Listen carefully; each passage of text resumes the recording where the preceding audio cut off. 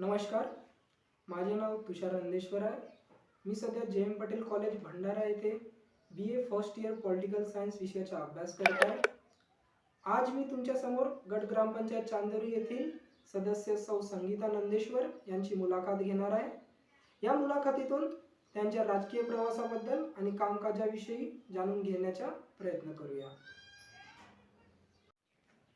नमस्कार, आपल्यासमोर आहेत गट ग्रामपंचायत चांदोरी येथील सदस्य सौ संगीता नंदेश्वर.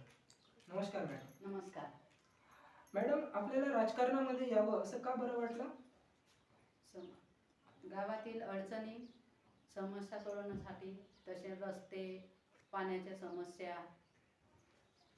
अडचणी होत्या. त्या कारणाने मला असं वाटलं की ह्या दूर कराव्या, म्हणून मी राजकारणात उभी झाले. मॅडम, ग्रामपंचायत निवडणुकीत प्रचार प्रसार करत असताना तुम्हाला सर्वात मोठी समस्या कोणती वाटली? सर्वात मोठी समस्या म्हणजे मला महिला जमा करण्यासाठी खूप मेहनत घ्यावी लागली. मॅडम, प्रचारादरम्यान कोणकोणत्या समस्या सोडवणार असे तुम्ही लोकांना सांगितलं? मी पाण्याची समस्या, रोडाची समस्या आणि LCD बल्ब लावण्याची समस्या ह्या सोडवण्याचे आश्वासन लोकांना दिले. मॅडम, गावातील लोकांनी प्रचारासाठी मदत केली का? हो. मॅडम, ग्रामपंचायत सदस्य म्हणून तुमच्या जबाबदाऱ्या कोणत्या आहेत? जबाबदाऱ्या म्हणजे गावात जर गोडी बिघडले, गावात कोणते भांडण झाले, तिथं आम्ही जातो.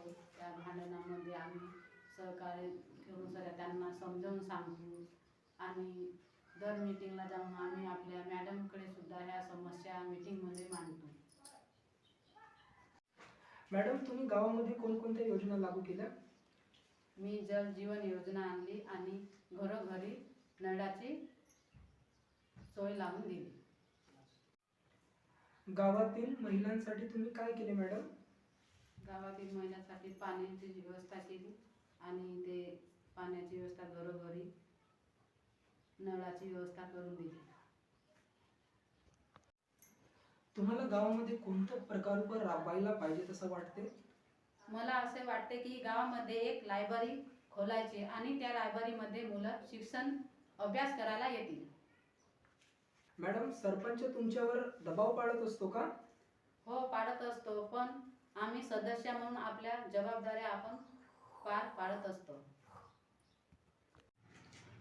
महिलांनी राजकारणात यावं यासाठी सरकारने काय केले पाहिजे? सरकारने महिलांना आरक्षित जागा द्यायला पाहिजे. या प्रवासामध्ये तुमच्या कुटुंबाने तुम्हाला मदत केली का? हो, प्रत्यक्ष आणि अप्रत्यक्ष सुद्धा मदत केली.